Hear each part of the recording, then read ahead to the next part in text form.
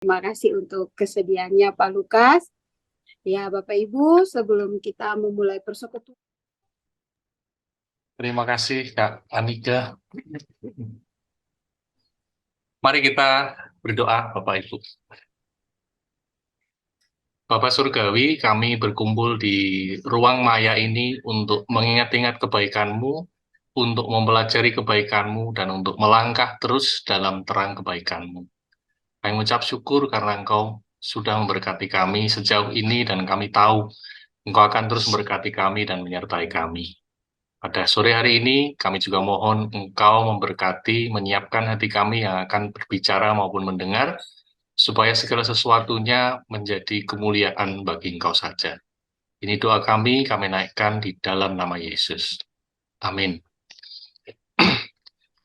Bapak, Ibu, Shalom. Shalom, shalom. Bu Lydia, boleh minta tolong Bu Lydia membaca Mazmur 34,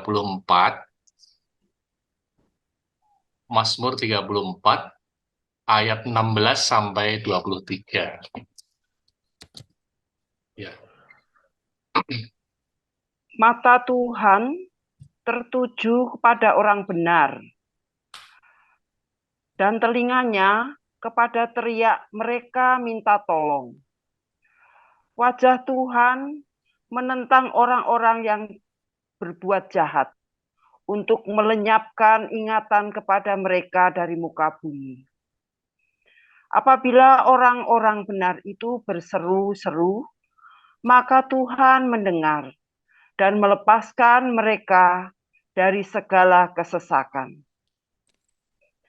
Tuhan itu dekat kepada orang-orang yang patah hati, dan Ia menyelamatkan orang-orang yang remuk jiwanya. Kemalangan orang benar banyak, tetapi Tuhan melepaskan dia dari semua itu. Ia melindungi segala tulangnya, tidak satu pun yang patah. Kemalangan akan mematikan orang fasik, dan siapa yang membenci orang benar akan menanggung hukuman. Tuhan membebaskan jiwa hamba-hambanya, dan semua orang yang berlindung kepadanya tidak akan menanggung hukuman. Terima kasih Bu Lydia.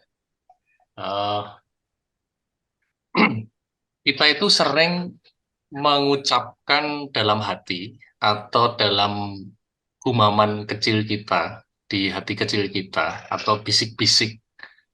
Itu kata-kata yang sebenarnya diucapkan Tuhan Yesus. Eli, Eli lama sabachthani. Ketika kita menghadapi pencobaan itu seakan-akan kita ini sendirian. Tuhan, mengapa Engkau meninggalkan aku? Seakan-akan Tuhan itu jauh dari kita dan kita dibiarkan sendiri tanpa petunjuk apapun. Memang waktu dalam pencobaan kita sering merasa sendiri, karena bahkan secara bergurau itu kadang orang itu berkata pada kita bahwa kalau sedang ada ujian ya gurunya diam memang, seperti waktu sekolah. Nah, saya pernah dengar ada seorang kenalan yang memiliki masalah cukup rumit dalam keluarga dan dia merasa sangat frustrasi dan bingung harus bertanya pada siapa untuk langkah-langkah yang harus dia ambil. Tanya manusia mulai dari teman, psikolog, konselor, pendeta, majelis, jawabannya kan kita sudah bisa duga, ya begitu-begitu saja. Minta berkutat pada firman Tuhan, bertanya pada Tuhan, jawabannya normatif begitu, dan itu tidak salah. Dan itu memang seharusnya yang dikatakan oleh orang-orang gereja tadi. Tapi yang dia inginkan itu Tuhan hadir berada di sebelah dia, menunjukkan saya harus bagaimana. Dia ingin tuntunan step by step dalam gelapnya hidup dia itu supaya lolos dari kegelapan itu dengan baik. Tapi Tuhan rasanya diam saja. Ya, dia juga berteriak seperti yang kita mungkin gumamkan itu, Eli Eli lama sabachthani, menuntut kehadiran Tuhan seperti seorang kawan. Nah, perikop bacaan kita ini adalah kisah Daud yang lari dari Saul karena Saul berikhtiar untuk membunuhnya karena iri dan dengki. Maka setelah kisah perjanjian Daud dan Yonatan, kan perikop pasal sebelumnya itu kan ini dari 1 Samuel ya Bapak Ibu ya. 1 Samuel itu bisa kita lihat bahwa perikop sebelumnya itu kisah Daud dan Yonatan berjanji setia. Tapi kemudian Daud lari dari Saul menuju ke kota Nob. Kota Nob itu berada di sebelah selatan Gibea. Bu Lydia mungkin lebih tahu. Karena saya baru ngira-ngira. Gibea itu asalnya Saul. Asal kota Saul itu Gibea.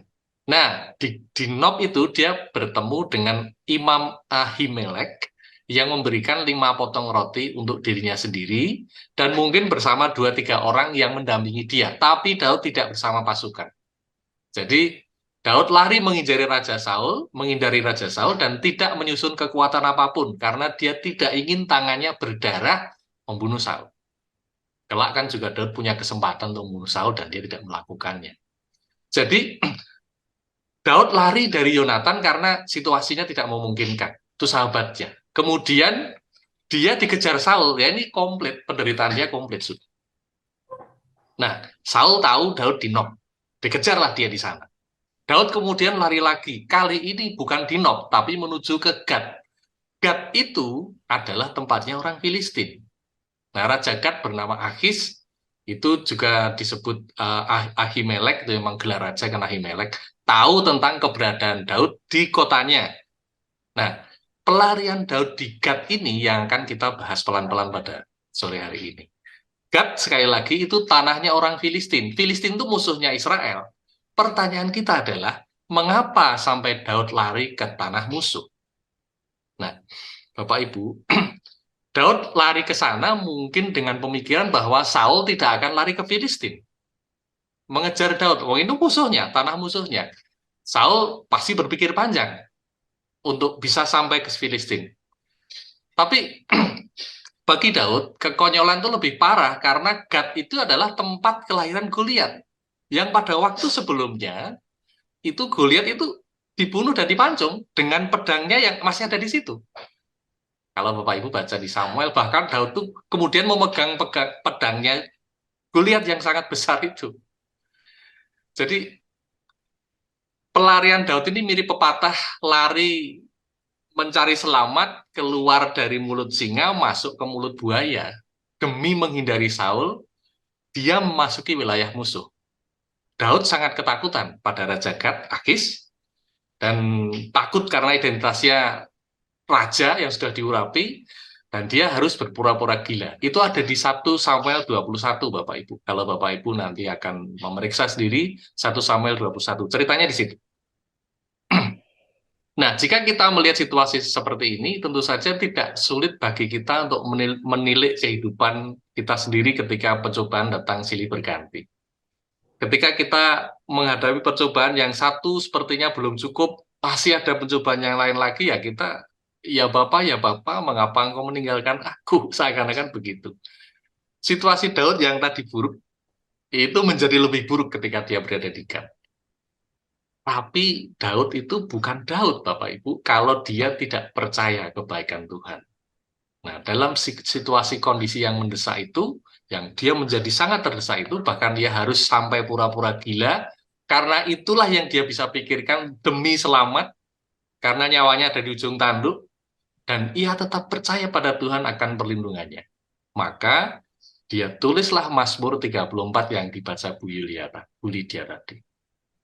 Nah, sebagaimana kita sudah menyimak tadi, kita melihat judul perikop ini dalam lay di atas ya, di pasal itu judulnya kan dalam perlindungan Tuhan. Saya pikir menarik kalau kita secara khusus melihat ayat nas kita di ayat 20. Mazmur 24 ayat 20, kemalangan orang benar banyak, tetapi Tuhan melepaskan dia dari semuanya itu. Ada hal yang menggelitik Bapak Ibu, tentang pelarian Daud yang bertubi-tubi itu. Rentetan pelarian Daud ini kan seperti estafet yang sangat menakutkan, dikejar sini lari sana. Dari Nob Daud lari ke Gad. Lalu kelak Daud juga harus lari ke Gua Adulam, ke Kehila, ke padang gurun Zif, dan seterusnya.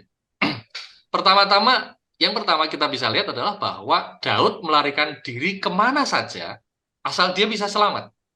Pokoknya kemanapun tidak apa-apa, yang penting selamat dari Saul. Nah, kita bisa saja bertanya dalam hati kita, Tuhan kan sudah mengurapi Daud ini. Kalau jika Tuhan sudah meninggalkan Saul, kan roh itu sudah pergi daripada Saul ya, dan sudah mengurapi Daud menjadi raja, ngapain Daud lari? Kalau dia tetap di Yerusalem saja, memang Saul bisa apa? Kan sudah dilindungi Tuhan. Pertanyaan kita bisa seperti itu, Bapak Ibu. Pertanyaan ini sering ada dalam konsep kita yang mungkin fatalis, Bapak Ibu. Dan kita bisa bertanya, apapun yang dilakukan Saul kan sebenarnya Daud tidak akan apa-apa, wong dia dilindungi Tuhan. Kita juga bisa bertanya pada diri kita sendiri. Kita ini umat yang sudah diselamatkan dan kita menjadi pewaris kerajaan surga. Maka kita pasti dipelihara Tuhan. Kita nggak usah bekerja pun, kita akan makan. Kita nggak usah memelihara keselamatan pun, kita akan selamat. Nah, konsep fatalisme ini yang akan kita bincang-bincangkan sedikit. Atau pertanyaan yang mungkin juga sama rohaninya ya Bapak Ibu. Jika Tuhan membuka pintu berkat, siapa sih yang bisa menutupnya? Itu seakan-akan rohani loh Bapak Ibu. Tapi kita perlu mengkritisi hal itu. Tanpa usaha, doa itu jelas-jelas zero. Itu artinya, bahkan diartikan oleh orang sebenarnya doa yang serius tapi tidak ada usahanya, itu sebenarnya dia tidak sungguh-sungguh berdoa. Imannya layak diragukan. Orang yang seperti itu mempermainkan karunia Tuhan. Tapi kalau kita lihat Daud Bapak Ibu, dia tahu dia diurapi. Tapi kita lihat bahwa Daud mengusahakan keselamatan dirinya dengan sesungguh-sungguhnya dan terus berkomunikasi dengan Tuhan. Bahkan dalam usahanya yang super habis-habisan itu, Daud tidak lupa mengucap syukur atas pertolongan Tuhan. Padahal bisa saja dia selamat lalu dia mengaku, saya selamat karena saya lari, Tuhan meninggalkan saya. Tapi tidak. Daud itu mengucap syukur pada Tuhan. Padahal dia dikejar-kejar. Padahal dia sudah diurapi Tuhan. Nah, bahkan ia sangat rendah hati dan bahkan berpura-pura gila, yang merupakan cara yang sangat tidak terpikirkan yang dilakukan seorang raja besar yang diurapi Tuhan. Tapi dia melakukan itu demi kelangsungan rencana Tuhan. Karena dia ingin tetap ikut dalam rencana Tuhan. Yang pertama. Yang kedua yang bisa kita lihat dari pelarian Daud ini adalah bahwa Daud itu larinya ke Gad. Tanahnya orang Filistin, musuhnya Israel. Nah ini tempat Goliat lahir. Daud ada di sana. Nah, kita bisa membayangkan bagaimana kecamuk pikiran kita ketika kita memperhatikan kisah ini. Kita menerka-nerka mengapa Daud melakukan hal itu, dan kita berharap ada penjelasan. Nah, sebagai musuh Israel, Filistin tentu mempunyai dendam. Apalagi dulu dikalahkan, bahkan dikejar-kejar sampai semuanya mati. Tentaranya pada waktu musuhan, pada waktu sebelumnya. Nah, lari ke tanah musuh itu membuat dia terlindung dari kemungkinan Saul mengejarnya. Daud cerdas, tapi dalam satu hal ini saja. Setidaknya untuk satu hal memang dia cerdas, karena memang dia memiliki kecerdasan itu. Tetapi pertanyaan kita, apakah langkah Daud ini benar? Nah, Daud dalam keterdesakan yang begitu rupa itu kan ternyata malah menyulut api sehubungan dengan keselamatan dirinya. Mungkin kita berkilah Bapak Ibu. Daud melakukan semuanya itu karena yang penting adalah selamat. Dan harus menjauh dari Saul secepat mungkin dan sejauh mungkin. Yang terpikirkan saya itu hanya Gad. Betapa terjepitnya dia sampai-sampai ia mencari perlindungan di tanah musuh. Dan dia lupa memikirkan konsekuensi-konsekuensinya. Mungkin kita berkilah Bapak Ibu, seperti tadi kita berkilah. Kita berkilah dalam hal ini, dalam case ini. Kenyataannya Tuhan melindungi Daud tuh. Walaupun dengan cara-cara yang tidak terpikirkan, dia harus berpura-pura gila supaya nggak ditangkap Akis. Karena itu, Daud selamat, karena itu kita bisa berpikir bahwa lari ke Gad itu juga merupakan rencana Tuhan. Benarkah pikiran seperti itu? Nah, ini yang kita juga perlu kritisi Bapak Ibu. Sekali lagi, status Filistin itu musuh Israel. Mencari perlindungan di tempat musuh itu sungguh bertolak belakang dengan garis besar karya Tuhan. Ditur atau perjalanan keluar dari jalur ini bukan sekedar menyimpang dari jalur utama, tetapi bahkan melawan jalur utama Tuhan. Mana ada musuh kok dijadikan tempat berlindung? Bagi kita, Bapak Ibu, ketika kita merasa buntu dan frustrasi dan Tuhan sepertinya diam saja, apa kita tuh meminta tolong pada dukun? Kan tidak juga. Apakah kita minta tolong pada peramal? Kan tidak bisa begitu. Itu bisa terjadi hanya kalau kita gagal memelihara iman dan kita lupa bahwa Tuhan tuh baik pada kita. Kita bisa berpikir, itu menyakiti atau tidak. Kita bisa lihat, kita bisa menimbang sendiri itu menyakiti Tuhan atau tidak.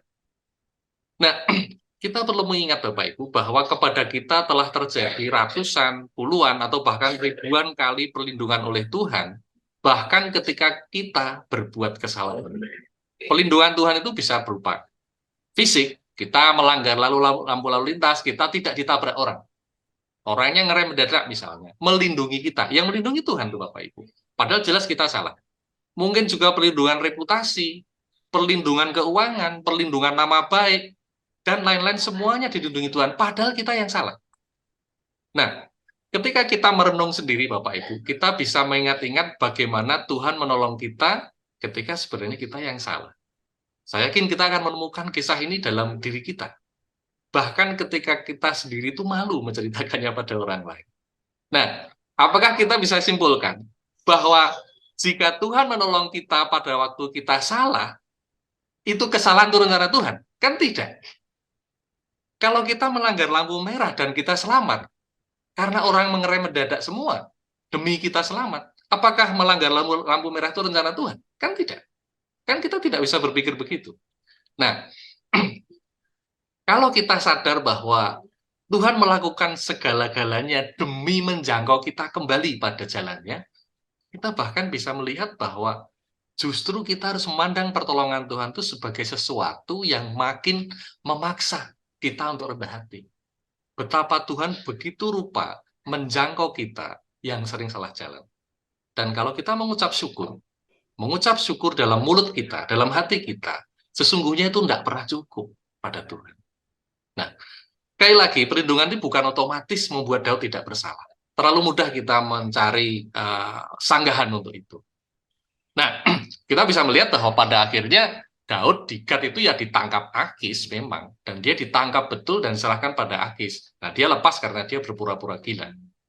Tapi sebenarnya dia tidak perlu berpura-pura gila karena memutuskan untuk lari ke Gat itu sendiri, itu sudah keputusan gila sebenarnya. Ngapain dia ke Gat? Larilah ke tempat lain, pasti Tuhan melindungi. Nah, dari semua kisah yang rumit dan menegangkan dan dalam segala ikhtiar Daud untuk tetap selamat itu, kita melihat bahwa Daud itu tetap mengingat Tuhan. Ia berusaha sebisa-bisanya untuk selamat, dia tidak fatalis, tidak, oh Tuhan sudah memberkati saya pasti selamat, tidak begitu. Tapi dia tetap berdoa, berusaha dan dia tetap berdoa mengenai keselamatan dirinya, baik dari Saul maupun dari musuh yang lain. Ia sangat takut pada Akis sampai-sampai ia menulis di Mazmur 56 ayat 4, waktu aku takut, aku ini percaya kepadamu. Kepada Allah yang firman-Nya kupuji, kepada Allah aku percaya, aku tidak takut. Apakah yang dapat dilakukan manusia terhadap aku? Dia mengingat-ingat Akis, mengingat-ingat Saul, dan dia menulis Mazmur ini. Nah, ketika ia tetap fokus pada Tuhan, ia sadar bahwa campur tangan Tuhan itu ada dalam perkaranya. Maka dia tidak perlu takut lagi. Tadi yang dibaca Burina pada awal tadi, dia aku menyangka dalam kebingunganku. Tadi yang Burina baca tadi, aku telah terbuang dari hadapan matamu, tetapi sungguhnya engkau mendengarkan suara permohonanku ketika aku berteriak kepadamu minta tolong.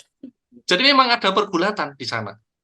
Benar nggak ya Tuhan itu bersama saya? Dia menyangka dalam kebingungannya dia sendirian. Tapi tidak juga, dia tidak sendirian. Memang kalau ujian tuh kadang Tuhan diam. Karena gurunya tuh diam. Jadi kita juga harus melihat itu sebagai bentuk yang logis dari sebuah ujian.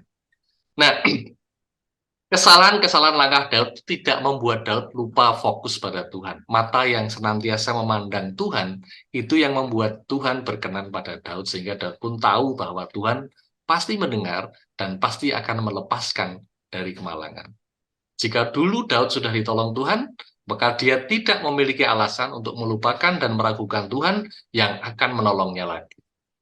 Kelepasan dari kesesakan dan kemalangan, seperti kita juga kalau kita memiliki pencobaan, itu hanya masalah waktu. Nah, kemudian kita tahu bahwa Daud juga terus lari ke Nob, Gua Adulam, ke Kehila, wilayah suku Yehuda, ke padang gurun Zif, dan seterusnya. Tetapi kita tahu pada akhirnya Tuhan membela Daud, dan Tuhan menetapkan Daud, menegakkan posisi Daud sebagai raja resmi di Israel, dan dia bertahta di Yerusalem yang kemudian disebut sebagai kota Daud. Nah, dari sejumlah hal yang sudah kita bincang-bincangkan tadi, kira-kira apa yang bisa kita cerminkan dalam kehidupan kita, refleksikan dalam kehidupan kita? Saya akan bacakan Kidung Agung 2, Bapak Ibu. Kidung Agung 2 ayat 10-14.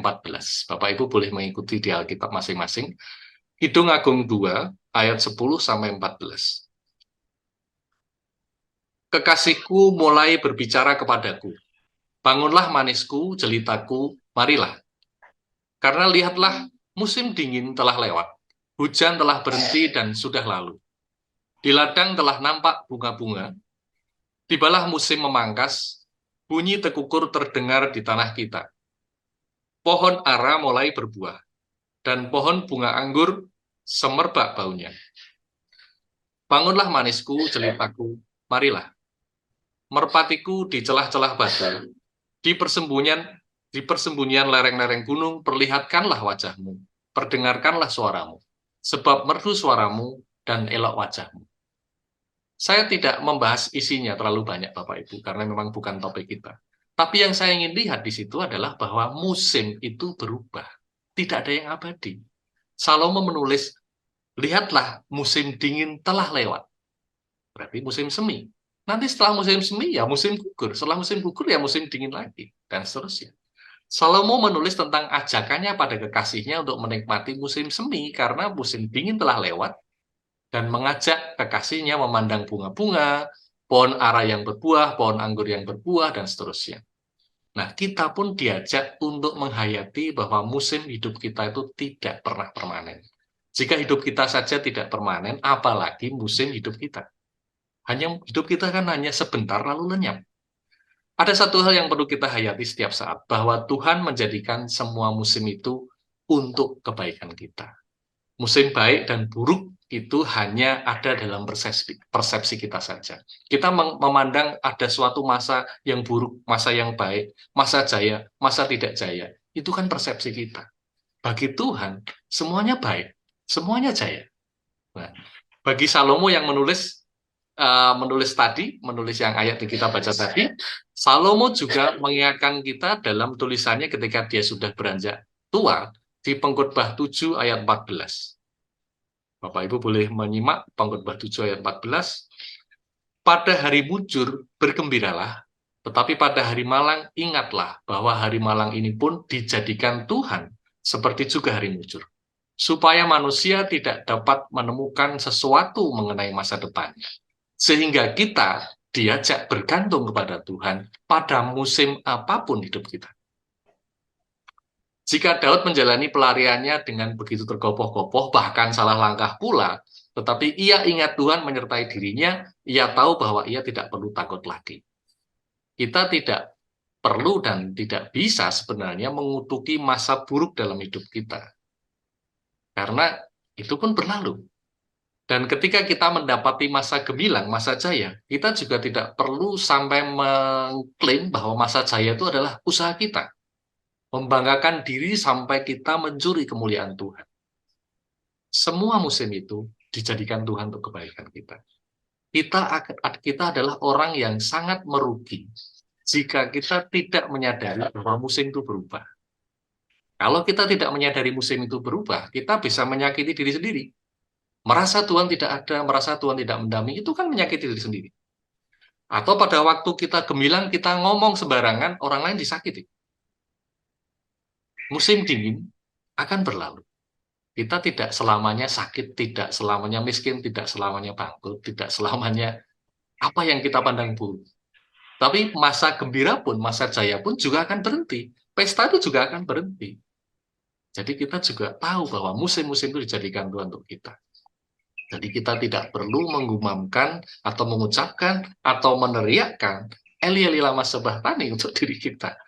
Karena ketika kita merangkak di ruang gelap, seakan-akan kita sendirian, Tuhan tuh juga ada di sana. Mungkin dia diam, tapi bukan berarti tidak ada. Semua dijadikan Tuhan supaya kita rendah hati, supaya kita percaya bahwa Tuhan itu cukup bagi kita. Segala perkara diizinkan Tuhan untuk kebaikan kita, supaya kita menjadi semakin serupa dengan Tuhan. Roma 8 ayat 28, Bapak Ibu. Kita tahu sekarang bahwa Allah turut bekerja dalam segala sesuatu untuk mendatangkan kebaikan bagi mereka yang mengasihi Dia, yaitu bagi mereka yang terpanggil sesuai dengan rencana Allah. Iblis punya antitesis ya, Bapak Ibu, bahwa iblis turut serta ikut-ikutan bekerja dalam segala perkara kita untuk mendatangkan keraguan akan kebaikan Tuhan. Itu pernyataan iblis. Kemalangan kita mungkin banyak, Bapak Ibu, tetapi Tuhan melepaskan kita dari semuanya itu. Mari kita berdoa.